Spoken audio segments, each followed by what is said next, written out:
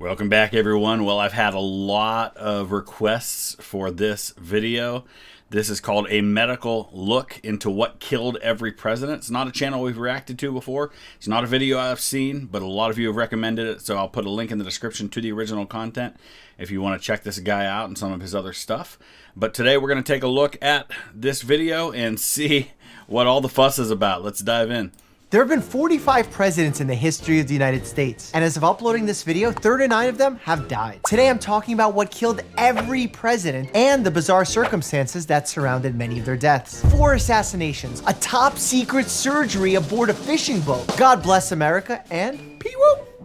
George Washington was killed by his doctors. That's what I think anyway. In 1799, Fair. Then retired President Washington developed a sore throat. His condition worsened over the next few days, despite the efforts of several physicians. Of course, in 1799, medical treatment was very poor, as doctors often believed the best way to treat ailments was by balancing the humors, meaning they would balance the amount of blood, phlegm, black bile, and yellow bile within the body. That makes no sense! Over the course of several days, doctors drained Washington of 32 ounces of his blood, gave him blisters in his throat, forced him to vomit, and filled him with enemas. No surprise, Washington passed after several days of this medieval torture. I do wonder if Washington would have lived longer had he just hydrated well and maybe got a Z-Pack.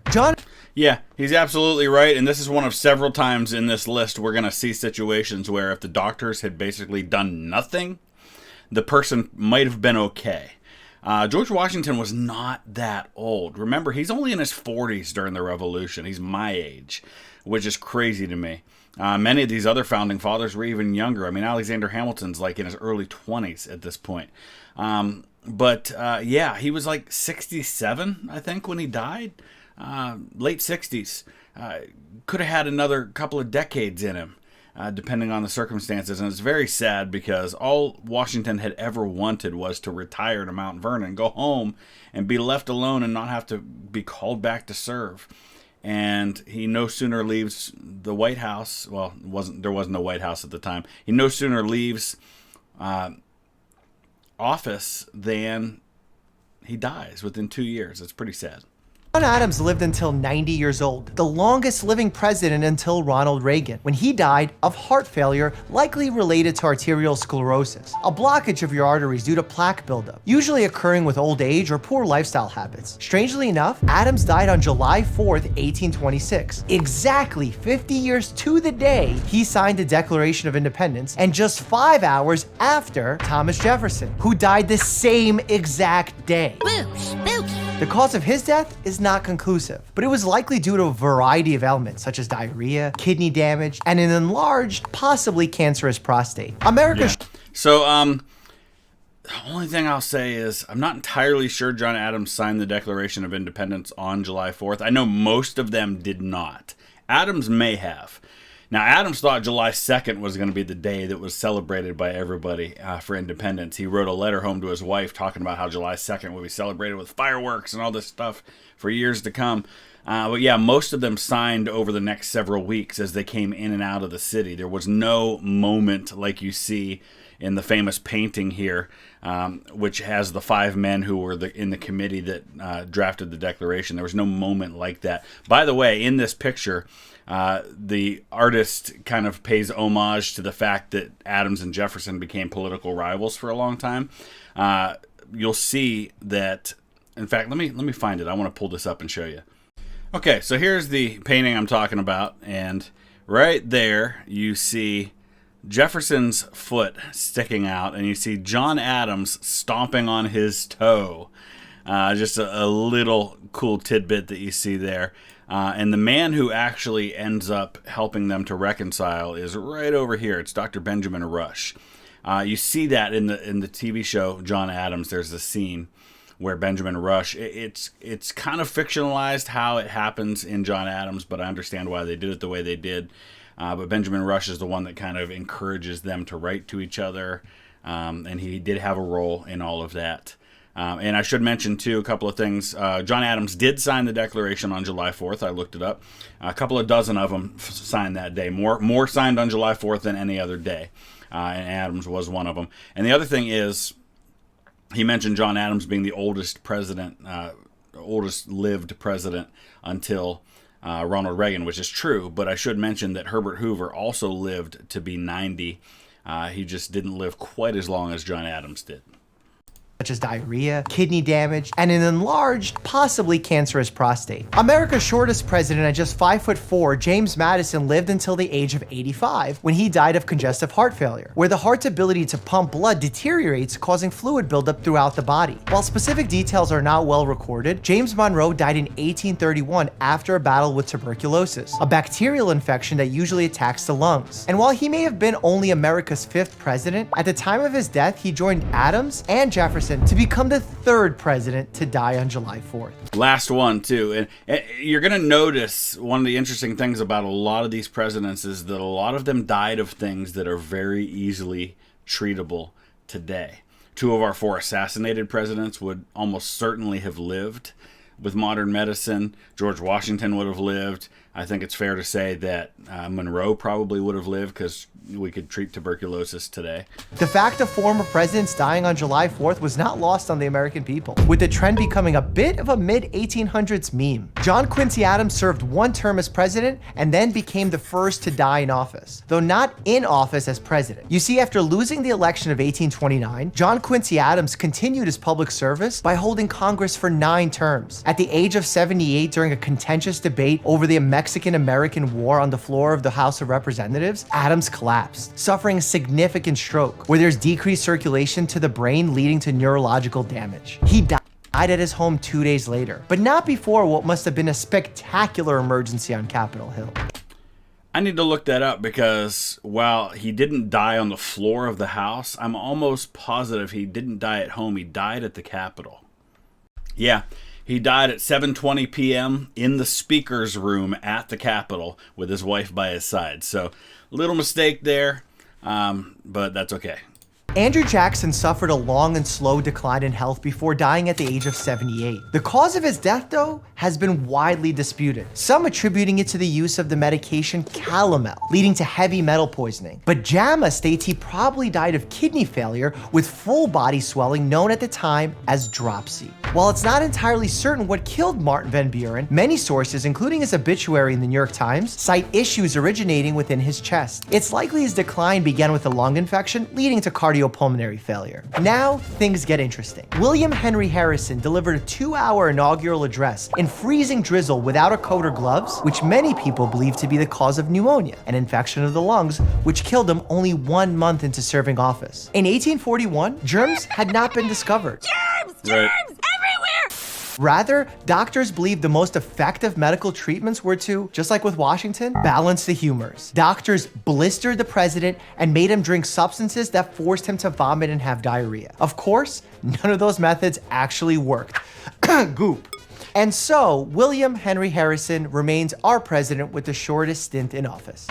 So there's, I've mentioned this before, there's a lot of speculation that there was something in the water supply that people were using for the White House, and that not only William Henry Harrison, but also later Zachary Taylor, as well as some presidential family members and some other folks as well, may have gotten something like cholera or something from that water supply. So, the story people typically tell is that he got a cold from giving the longest inaugural address in history, but it almost certainly is not what led to his death. John Tyler took over for William Henry Harrison and served the remainder of that term as president. Historians claim he was never very healthy to begin with and died in 1862 of a stroke. He remains the only president in U.S. history not to be buried with the Stars and Stripes, as he was the darling of the Confederacy and was buried with their flag instead.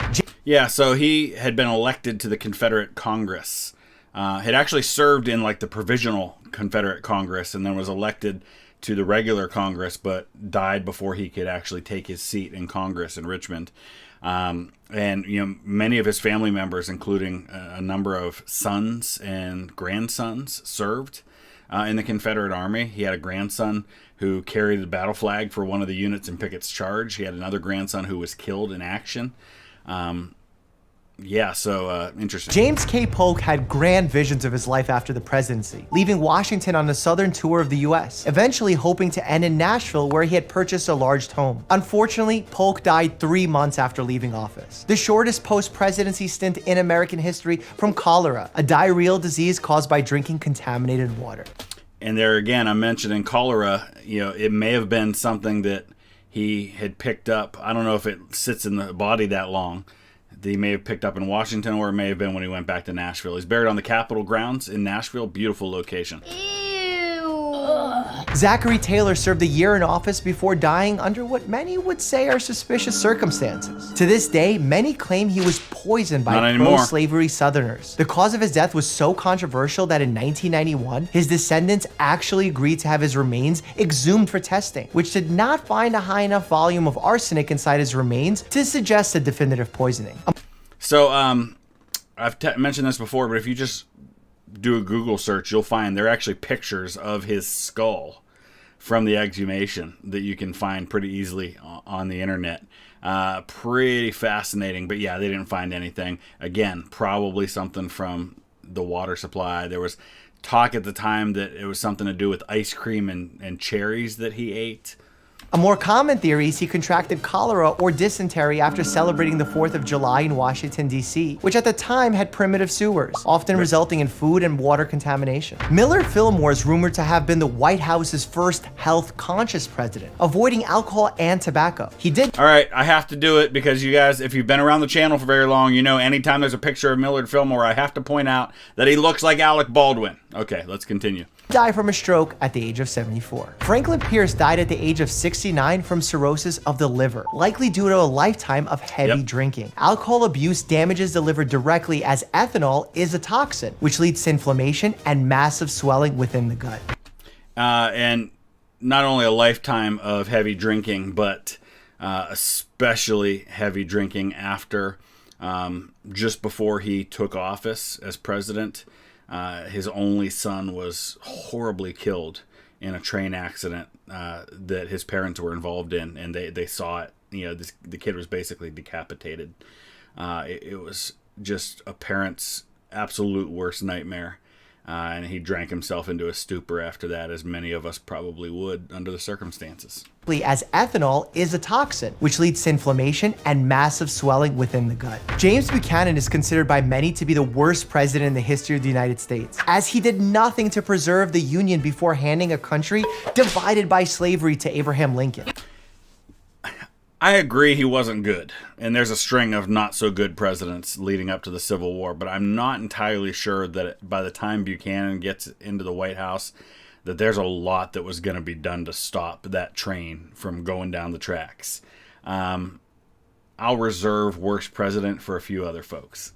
You are useless. Information on his death is far and few between, with most reports claiming he died at the age of 77 from pneumonia. Abraham Lincoln, gun. Next. Just kidding. Though the death of Abraham Lincoln is probably the most well-known on this list, it's not without its intrigue. Just 5 days after the Union victory of the Civil War, famous actor and Confederate sympathizer John Wilkes Booth snuck into Lincoln's box at Ford's Theater in Washington, D.C., and fired a .44 caliber single-shot Derringer pistol directly into the back of Lincoln's head from just inches away. Lincoln immediately fell into a coma and died across the street 7 hours later. This we know. But here are the juicy details that are often looked over. Heavily detailed notes on Lincoln's final hours and his following autopsy were taken by the president's personal physician, Dr. Robert Stone, which is how we know that Dr. Stone did nothing to help the situation by using his finger to probe the wound and search for the bullet, putting unnecessary pressure inside the president's brain at his most vulnerable time. Look, he was gonna die no matter what they did, but a dirty, gloveless finger inside the brain probably didn't help. So he digs his finger in there to probe the wound, but he pulls a clot out. And a lot of what I've read, now granted, I'm not a doctor, so I'm not going to argue with this guy about it. He knows what he's talking about. But that he was like not breathing, or that he wasn't responding and nothing was happening. And when they pulled the clot out, it like relieved pressure on the brain, and that blood flow started going again. And it actually gave him a few more hours, but I could be wrong about that. Andrew Johnson became the first president to go on and serve in the Senate after his presidency, and died of a stroke at the age of 66. Tommy Lee Jones, another very actor-looking president, and definitely a stronger candidate for worst president in history than James Buchanan. Ulysses S. Grant was an avid cigar smoker, Yep. which was a likely cause of his throat cancer that killed him at the age of 63. It was this death that largely sparked Americans' fear of the disease, which we still see today. So interesting thing about Grant with the cigars, he didn't originally smoke cigars. He was a pipe smoker, and kind of an infrequent one. But what happened was, after his victories at Fort Donelson and Fort Henry, it became known in the press, widely known. I think there was like an image of him with a cigar or like a description or something, but it came out in the news that he had a cigar. And so people started sending him thousands of cigars, and so he started smoking them. He started chain smoking these cigars, and he did for the last 20 years of his life. This death that largely sparked Americans' fear of the disease, which we still see today. Rutherford B. Hayes died at the age of 70 of complications after a heart attack. Assassination number 2. Only 18 months into his presidency, James A. Garfield was shot on a train platform in Baltimore, Maryland by... Hold on a second. I don't think that's right. 18 months into his presidency. He was shot in July 1881. He would have taken office in March. 4 months into his presidency. Charles Julius Guiteau, a lawyer and author who was deeply disillusioned, believing he was instrumental to Garfield's election and therefore furious when he was not rewarded with his own political appointment. Guiteau was executed after being found guilty of murdering Garfield, but not before he argued that he didn't kill Garfield. Rather, Garfield's doctors were to blame. He wasn't While Guiteau wrong. was no doubt responsible for pulling the trigger, firing a bullet into Garfield's back. The thing is, might be right. What? Reports indicate that the bullet created a 3.5-inch wound in Garfield's abdomen, with the bullet finally resting in a benign location between his groin and navel. It took 3 months for the infection to kill Garfield, but not before countless doctors used their fingers and tools to open the wound to 20 inches in width in an endless search for this bullet. It wasn't just the doctors either, as famed telephone inventor Alexander Graham Bell used the world's first metal detector to provide a general location of this bullet. Countless physicians have debated the exact cause of... But he was laying on a bed with springs in it. You can figure that one out. Yeah, they found out in his autopsy, I believe, that his body had formed a protective cyst around it. It was lodged up against his spine. He probably would have been just fine if they had done absolutely nothing. Of Garfield's death, and we'll never be able to say for sure. But had doctors simply sewed Garfield up and allowed him to rest, he may not have died from this gunshot wound after all. Chester A. And that's really frustrating, because I believe with all my heart, and I'm not just saying this because he's a Northeast Ohio guy like I am, I truly believe Garfield would have been one of our greatest presidents. He was certainly has to be in the conversation for one of our most intelligent presidents. And everybody seems to have liked him. By the way, his Secretary of War was with him in the train station when he was shot. That was Robert Todd Lincoln. And Lincoln had been in Washington when his father was shot. He was a few feet away from Garfield when Garfield was shot. And he was in Buffalo, really, really near to where William McKinley was when McKinley was shot in 1901. Author died 2 years after... Oh, and I should mention, too, that Lincoln after that swore he'd never go near another president for fear of that happening again.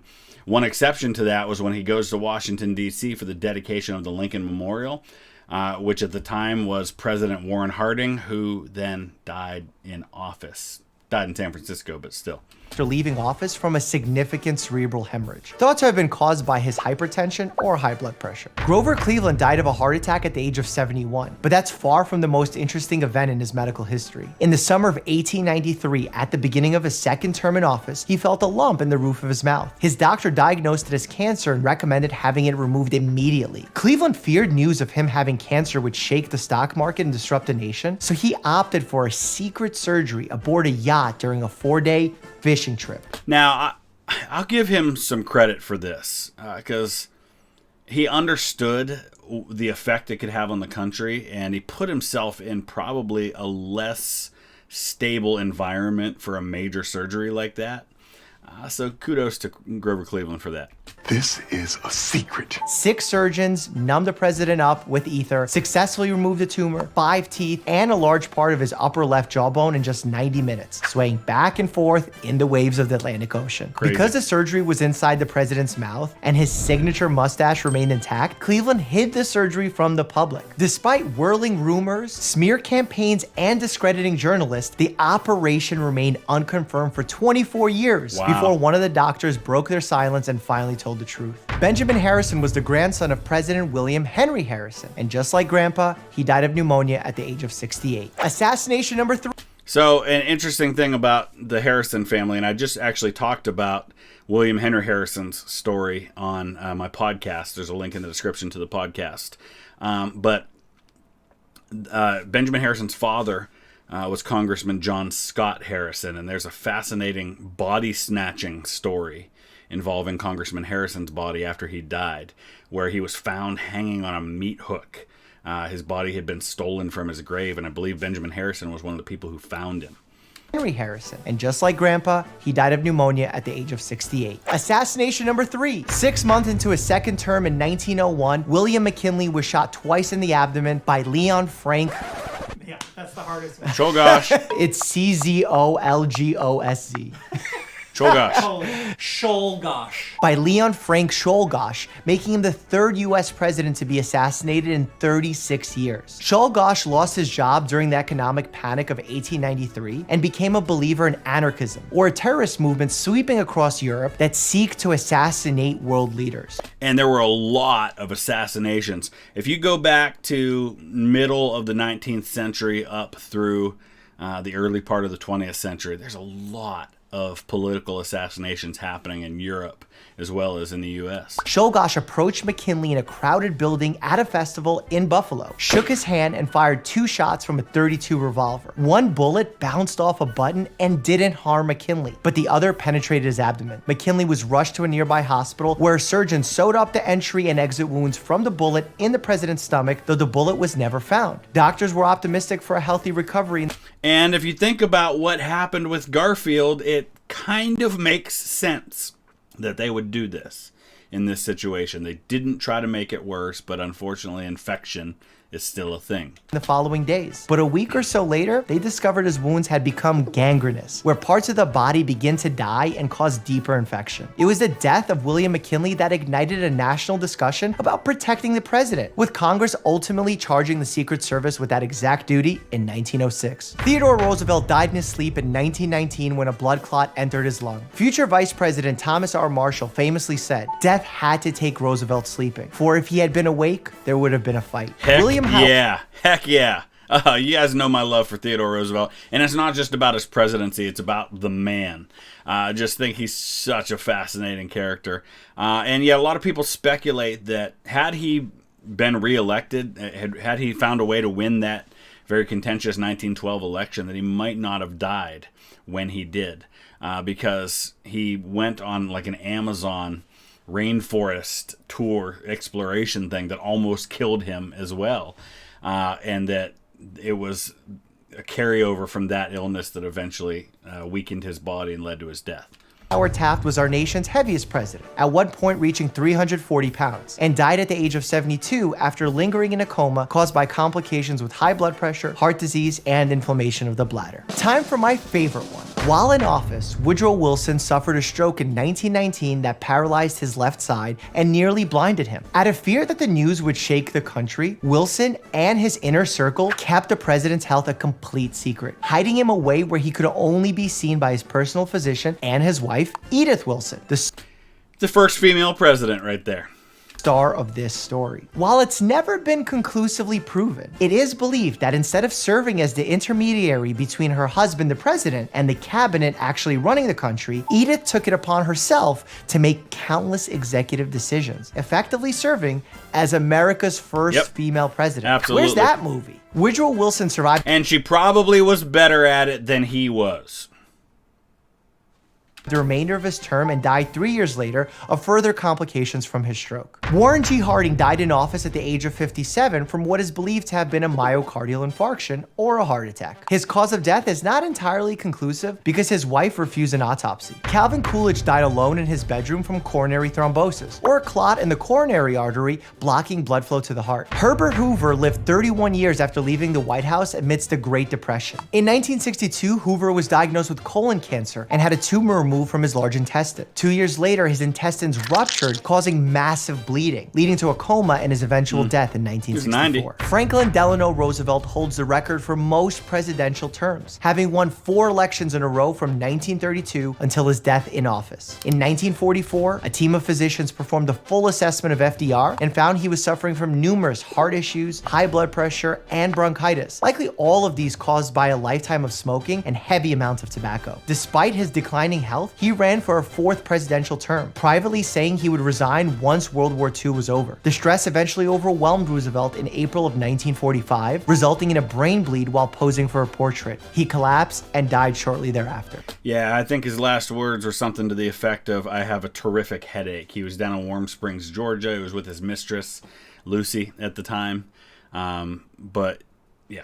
Harry Truman was hospitalized for 22 days at the age of 88 because of heart failure, heart arrhythmia, and kidney failure. He became comatose due to sepsis, the body's life-threatening response to an infection, and died the night after Christmas in 1972. At one point, Dwight D. Eisenhower smoked 4 packs of cigarettes a day, which contributed to years of heart issues. He suffered several heart attacks and even survived numerous cardiac arrests. No surprise he died of heart failure in 1969. He did beat Hitler, though. John F. Kennedy may have had the most complex medical history out of any US president. He is known to have had, or was speculated to have, the following conditions and diseases: scarlet fever, measles, whooping cough, chickenpox, severe spastic colitis or IBS, Cushing syndrome, urinary tract infections, prostatitis, Addison's disease, malaria, adrenal insufficiency, and chronic back pain, amongst others. Despite his countless health problems, his back issues were the one that played a role in his infamous assassination in Dallas in 1968. Specifically, the back brace that he wore because of failed back surgeries hidden underneath his suit, it actually prevented Kennedy from ducking after being hit with the first bullet. Who fired the bullet? Well, that's a video for a different channel.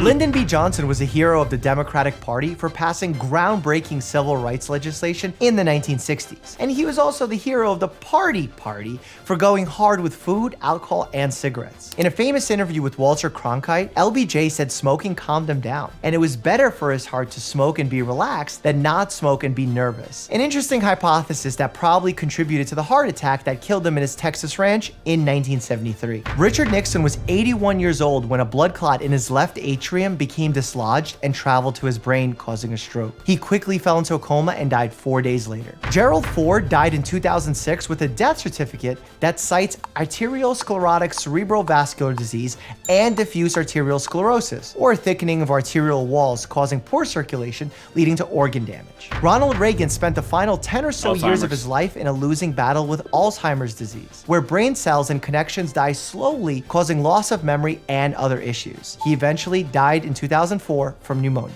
And finally, our most recent, George H.W. Bush, who in 2012 was diagnosed with vascular Parkinsonism, or a type of deterioration of brain tissue from blocked small blood vessels affecting motor function, necessitating the use of a mobility scooter and limiting his speech. The condition slowly worsened into his 90s, and he died on November 30th, 2018.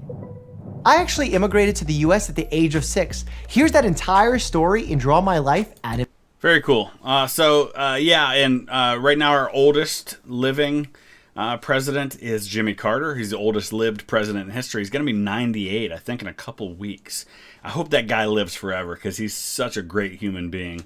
And the world's a better place with him in it. So let me know your thoughts about all that. Add to the conversation if there's something that wasn't mentioned that you think I should. There's a lot of stuff I could have mentioned, but I've mentioned them in other videos. I'll throw up some links to some of my other videos about the presidents that I've done in the past. Go ahead and check those out if you would. And if you think I've earned it, please subscribe. Thanks for watching.